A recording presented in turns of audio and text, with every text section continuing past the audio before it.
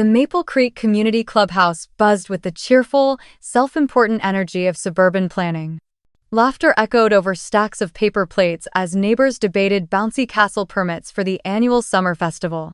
Sarah Jensen, determined to maintain a sense of normalcy for her daughter, was in the middle of volunteering for the bake sale committee when Brenda Walsh's sharp voice cut through the chatter.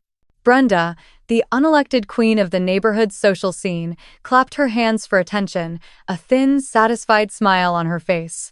"Friends, if I could have your attention. There's a delicate administrative matter we need to address." Her eyes, cold and precise, landed on Sarah. A sudden, uncomfortable silence fell over the room. "Sarah," Brenda began, her voice dripping with faux politeness. "A number of families have expressed concerns. Given the circumstances and our community's focus on family values, we feel it would be best if you stepped back from the festival this year. Perhaps it's better if you just left." The words were a public execution. Every head turned. Sarah could feel the heat rising in her cheeks, a flush of pure, unadulterated humiliation. As she numbly gathered her purse, her eyes scanned the room and found her daughter, Lily, standing near the doorway. Lily's face was a perfect, unreadable mask.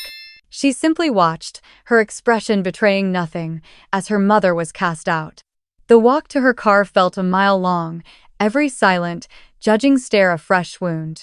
How, in just a few short weeks, had she gone from a respected neighbor to a social pariah? The road to becoming a social pariah had been paved with the best of intentions, the first stone laid a year ago on the worst day of her life. The day she buried her husband, Mark. Their house, the one that now felt like a fishbowl of judgment, was then a suffocating sea of sympathy. Neighbors brought casseroles and offered whispered condolences, but Sarah's entire world had shrunk to the silent, withdrawn figure of her 15-year-old daughter. She found Lily later that evening, curled up in her bedroom, a small, tight knot of grief. Sarah sat on the edge of the bed, the weight of her own sorrow, a physical ache in her chest, but her focus was solely on the child before her. She pulled Lily into her arms, stroking her hair. "I know it feels like the world is ending," Sarah whispered into the darkness of the room. "But I am here. It's you and me now.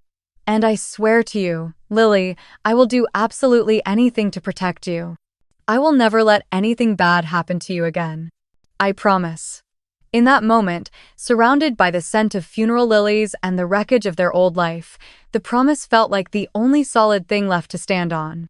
It was a sacred vow, a shield she was forging around her daughter's fragile heart. She had no idea that, to a grieving teenager, a shield can feel exactly like a cage. The bars of that cage were forged from love. Each one was a sacrifice Sarah made willingly, believing she was building a fortress of stability around her daughter. The first sacrifice was her career. She resigned from her partnership track at a prestigious Charlotte law firm, trading the exhilarating rush of the courtroom for the quiet isolation of freelance consulting from her dining room table. She told everyone it was for the flexibility, but the truth was simpler. She needed to be there at 3 p.m. every day when the school bus dropped Lily off. She needed her presence to be a constant, reassuring anchor in her daughter's turbulent world. The next sacrifice was her own future. When her friend Maria gently suggested a date with a kind, widowed architect, Sarah's refusal was polite but absolute. "It's too soon, Maria. My life is about Lily right now. She's my only priority." She systematically dismantled her own social life, turning her world into an insulated bubble of two. From her perspective, she was creating a sanctuary, a safe harbor where they could heal together without the threat of outside intrusion or new heartbreaks. She had successfully fulfilled her promise to protect her daughter from the world. But a sanctuary built for a grieving child can quickly become a prison for a restless teenager who wants nothing more than to break free. The breakout attempt, when it came, was named Kyle Bishop. He was a senior with a charming smile and a spot on the varsity soccer team, and he had asked Lily to the movies. For Lily, it was a seismic event, a lifeline thrown to her from the shores of a normal teenage life. She asked for permission with a nervous, hopeful energy Sarah hadn't seen since before Mark's death. But Sarah, hearing the request, didn't see a milestone. She saw a threat. She saw the potential for a 16-year-old's heartbreak, a pain she had promised to prevent. Her refusal was calm, loving, and absolute. "Honey, you know our rule. No dating until you're 17. It's for your own good." Lily's hopeful face crumpled into disbelief, then hardened into a furious glare. "My own good, or your own control?" She shot back, her voice rising. "It is not fair. Everyone else gets to live their lives, and I'm stuck here with you." The argument escalated into a full-blown screaming match, a clash of two irreconcilable griefs. "I am trying to protect you," Sarah insisted. Lily's laugh was brittle and cruel. "No, you're trying to punish me. Because you're miserable ever since Dad died, and you want me to be miserable too. You are ruining my life," she screamed, her face streaked with tears. "I hate you. I wish you would just disappear." The words, sharp and venomous, hung in the air long after Lily had slammed her bedroom door. Sarah, shaken, dismissed it as a typical teenage tantrum, having no idea her daughter was about to make her wish come true. Her daughter's wish began to come true with a brutal swiftness. Sarah Jensen started to disappear, erased not by magic, but by 1,000 tiny, cruel social cuts. The public humiliation at the clubhouse was just the beginning. The next day, at the grocery store, a neighbor she had known for 10 years looked right through her, turning her cart away with a sharp, deliberate motion. On her evening walk, she saw two women on the sidewalk fall silent as she approached, their eyes following her with a cold curiosity until she passed, at which point their whispering resumed with renewed vigor. The shunning was a suffocating, invisible wall erected overnight. By the end of the week, it had escalated from passive avoidance to active hostility. She awoke one morning to find the words, "Home Wrecker," scrawled in lipstick on her minivan's windshield. Throughout it all, Lily was quiet and withdrawn, spending most of her time in her room.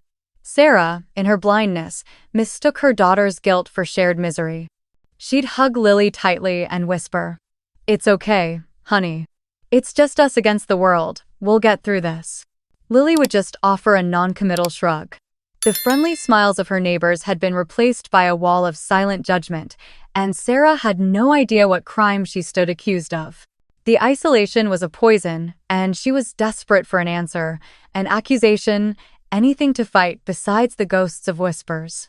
The answer she was desperate for arrived that evening, carried in the worried eyes of her one remaining friend. Maria Flores stood in her kitchen, refusing to sit down, her hands twisting the strap of her purse.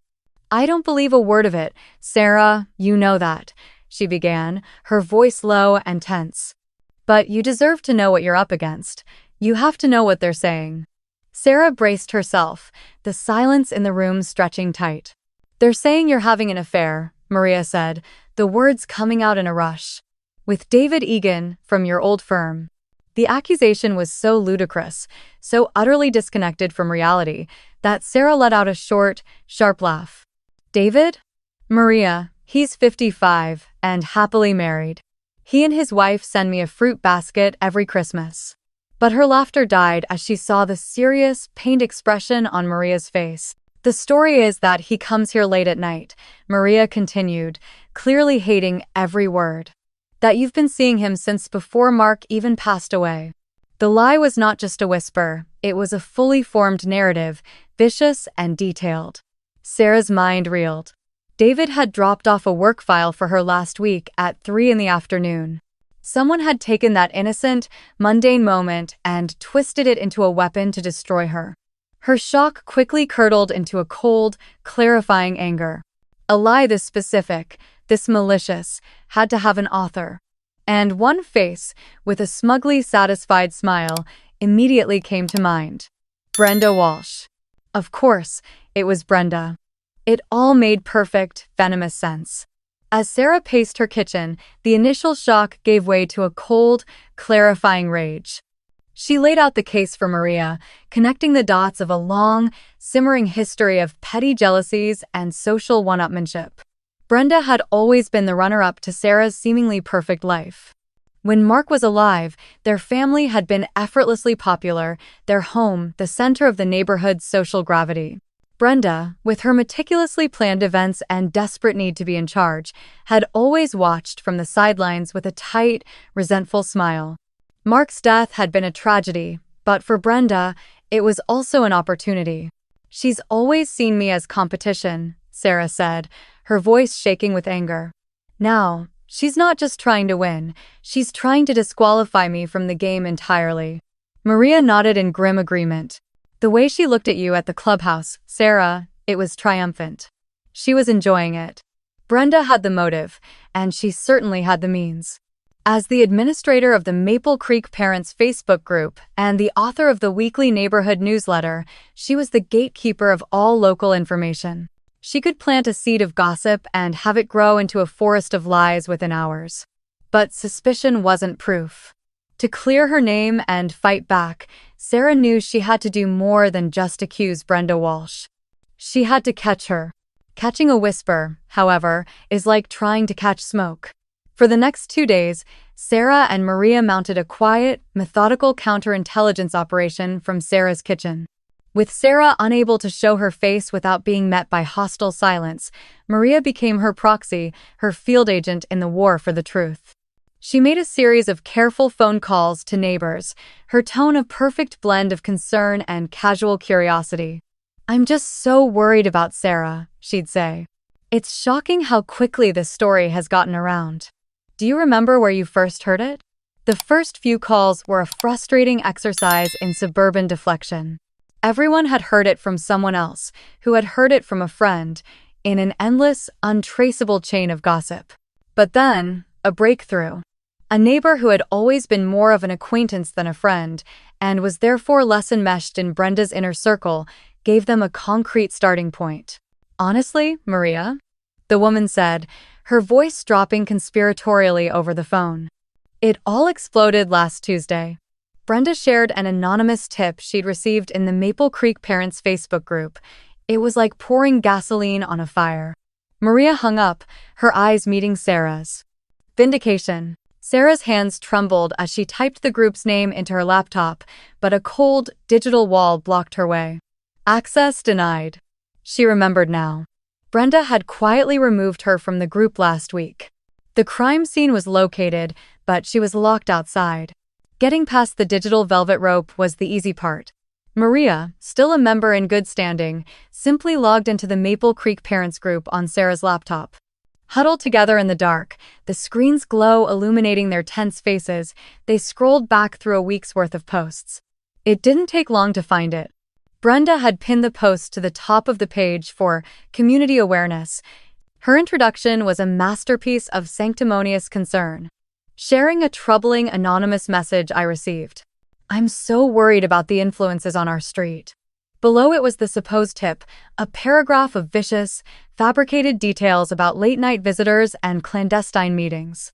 And attached, a single, grainy photo of David Egan's familiar sedan in her driveway. At first, Sarah felt a surge of vindication. Here was the proof, the smoking gun. But then, she looked closer at the picture. Something was wrong. The angle was strange. You could just see the edge of her own porch railing in the bottom corner, and the big maple tree in the front yard was framed in a way that felt familiar. Her heart began to pound a slow, heavy drumbeat of dread. It wasn't the angle from the street, or from Brenda's house across from hers. She traced the sightline in her mind, her blood running cold. It was the angle from her own second floor. It was the view from her daughter's bedroom window. In that sickening, heart-stopping moment, Sarah understood.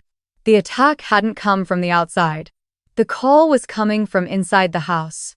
The laptop screen went dark, but the image of the photograph was seared into Sarah's mind. Maria reached out a hand, but Sarah didn't see it. She stood up, her movements stiff with a horror that was colder and sharper than rage, and walked down the hall. She didn't knock. She simply opened the door to Lily's room. Her daughter was lying on her bed, scrolling through her phone, the picture of teenage indifference. She looked up, a flicker of irritation in her eyes, which quickly turned to fear when she saw her mother's face. Sarah didn't raise her voice. She held out her own phone, displaying the damning photograph. "The angle of this picture, Lily," she said, her voice a quiet, terrifying whisper. It's very specific. Can you explain it to me? The color drained from Lily's face. For a moment, she tried to bluff, a pathetic, stammering denial. But the quiet, unwavering certainty in her mother's eyes broke her. A sob tore from her chest, and the whole ugly story came tumbling out in a torrent of tears and rage. She confessed to taking the photo of David's car that afternoon, to writing the anonymous tip full of lies, to sending it to Brenda Walsh because she knew Brenda would be the perfect megaphone for her hate. You ruined my life. She wept, her justification a childish, painful scream. I just wanted you to feel what it's like. I wanted you to hurt like you hurt me. The sobs of a foolish, cruel, heartbroken girl filled the silence. The enemy wasn't the neighbor across the street, it was her own child. And Sarah knew, with a certainty that shattered her heart, that this was a wound too deep to be simply forgiven. Forgiveness was impossible. But as Sarah stood in the doorway, listening to the ragged, heartbroken sobs of her own child, she realized that hate was impossible too. All she felt was a hollow, aching void. She closed Lily's door and walked back to the living room, where Maria was waiting, her face a mask of disbelief and vicarious fury. I cannot believe it, Sarah. How could she? Maria whispered, her anger a protective shield on Sarah's behalf. But Sarah just sank onto the sofa, the fight draining out of her. She's a child, Maria, she said, her voice weary. A foolish, grieving, and unbelievably cruel child, and she's mine. The rage was there, a white-hot coil in her gut, but it was tangled with a profound, bottomless pity. Punishing Lily, grounding her, taking her phone away felt like trying to fix a mortal wound with a bandage. The true poison wasn't just in their house, it was in the neighborhood. It was in the gleeful whispers of her neighbors, the smug satisfaction on Brenda's face, the speed with which they had all rushed to believe the worst. They were so eager, Sarah murmured, her focus shifting. So ready to tear someone down. In that moment, the objective of her counterattack changed. It wasn't about revenge on her daughter. It was about forcing a lesson in consequences both for the child who lit the match and for the mob who had so happily fanned the flames. But first, she needed to understand the spark. A teenage tantrum didn't seem to quite match the devastation Lily had unleashed. There was a deeper reason, and Sarah knew she couldn't move forward until she knew what it was. Later that night, after the storm of sobs had subsided into a tense, wounded silence, Sarah went back to her daughter's room. Lily was sitting up in bed, her eyes red and swollen. Sarah's voice, when she spoke, was devoid of anger, replaced by a deep, weary sorrow. I understand the anger about Kyle, Lily. I don't understand the cruelty. Why this? Why this specific lie? I need you to make me understand. For a moment, Lily just stared at her, sullen and defiant. But then, something in her broke, and a fresh wave of tears, this time born of a deeper pain, spilled down her cheeks. Because you're a ghost. She finally choked out, the words a raw accusation. You walk around this house like you died with him. You don't laugh, you don't see your friends, you quit the job you loved. You stopped living. And you want me to stop living too. The words hit Sarah with the force of a physical blow. That rule, it's not about protecting me, Lily sobbed. It's about punishing me for wanting a life when you don't have one anymore. I wanted you to feel something. Even if it was hate. I wanted to set a fire big enough that even a ghost would have to notice it. It was the cruelest truth she had ever heard, wrapped in the cruelest act she had ever endured. Her protection had been a prison, her grief had become a weapon. And she knew that her plan for a public lesson was the only way to set them both free. Freedom, Sarah now understood, wouldn't come from forgiveness or forgetting. It would come from a controlled, public demolition of the lies that had imprisoned them, both the ones Lily told and the ones Sarah had been telling herself. She looked at her daughter, whose tear-streaked face was now a mask of dread. The time for comfort was over. You wanted to set a fire, Lily, Sarah said, her voice quiet and steel. Hard. Now you are going to walk through it with me. There will be consequences for what you did, and the first one is this. You are going to tell them the truth. Lily's eyes widened in horror. No, Mom, please, ground me for a year. Take my phone, anything but that. But Sarah was unmovable. This isn't a negotiation, this is about accountability. She walked to her laptop and sat down, Lily watching as if it were an executioner's block. With deliberate, steady fingers, Sarah composed an email. The subject line was simple: an invitation. The message was polite, addressed to the entire Maple Creek neighborhood listserv. It invited them all to her home on Sunday evening, promising to address the recent, painful rumors and provide a final, definitive clarity for the community. The email was sent, the trap was set. Within an hour, the RSVPs began to flood in, a chorus of eager, drama-hungry yeses. For the first time in a year, Sarah's house would be full. They were not coming as friends, they were coming as a jury. And Lily was about to be the star witness. On Sunday evening, the jury filed in. Sarah's living room, a space that had been silent for a year, was now packed with the whispering, watchful faces of her neighbors. Brenda Walsh had positioned herself in the front row, her arms crossed, her expression one of smug vindication.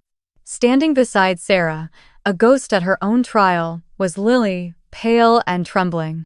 When the last neighbor had found a seat, Sarah stood before them, not as a pleading victim, but as the cool, composed lawyer she used to be. She didn't begin with accusations, she began with facts. With a calm, steady voice, she systematically dismantled the lie. The rumor, as I understand it, is that Mr. Egan's car was here late into the night, she said, her voice carrying through the silent room. Here is the time, stamped security footage from his own home, showing him pulling into his garage at 5:15 p.m. She held up a printed screenshot. The rumor is that we were having an affair. Here are the text messages between myself and his wife, Susan, from that same day, discussing a charity bake sale. The mood in the room shifted from morbid curiosity to a deep, uncomfortable shame.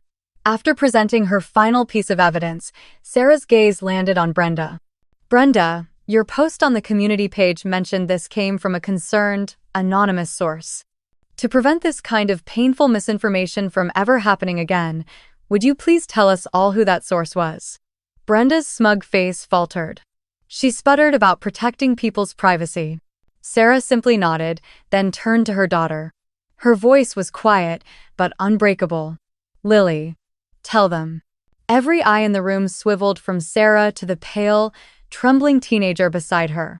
The silence was absolute, thick with anticipation. Lily looked at her mother, then at the floor, and a single, choked sob escaped her lips. It was me, she whispered, her voice so quiet the neighbors had to lean in to hear. I did it. The confession came out in a torrent of shame-filled sentences. She admitted to taking the photo, to inventing the lie, to sending it to Brenda Walsh, knowing it would cause a firestorm. I was just so angry, she cried, looking at the stunned faces around her. It was a horrible, stupid lie, and I'm so sorry. A wave of collective, sickening shame washed over the room.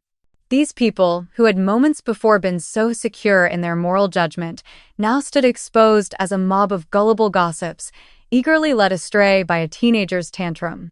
All eyes turned to Brenda Walsh, who looked as if she had been slapped. Her authority, her social power, evaporated in that instant, revealing her as nothing more than a malicious busybody. People began to shuffle their feet, avoiding Sarah's gaze, and quietly filed out of the house. They left not with apologies, but with the silent, awkward retreat of the deeply embarrassed. When the last car had pulled away, Sarah and Lily were left standing alone in the wreckage. The war with the neighborhood was over, but the long, painful negotiation for peace between them had only just begun. Was Sarah's demand for a public confession a necessary act of tough love, or was it a cruel punishment that went too far? Share your judgment in the comments. The seasons changed, and the awkward silence in Maple Creek settled into a new, permanent kind of normal. There were no more whispers or hostile glares, but the easy, smiling friendships of the past were gone, replaced by polite, distant nods across manicured lawns. Brenda Walsh had quietly resigned from all her committee positions. A few written apologies had appeared in Sarah's mailbox, but she knew the trust, once broken, could never be fully restored. The truth was, she was no longer interested in trying.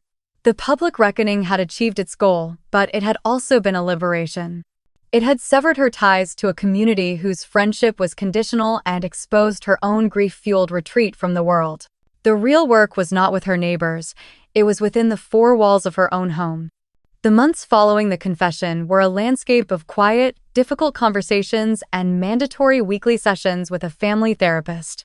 There were good days, filled with a fragile, emerging honesty, and bad days when the memory of the betrayal was a tangible ghost between them.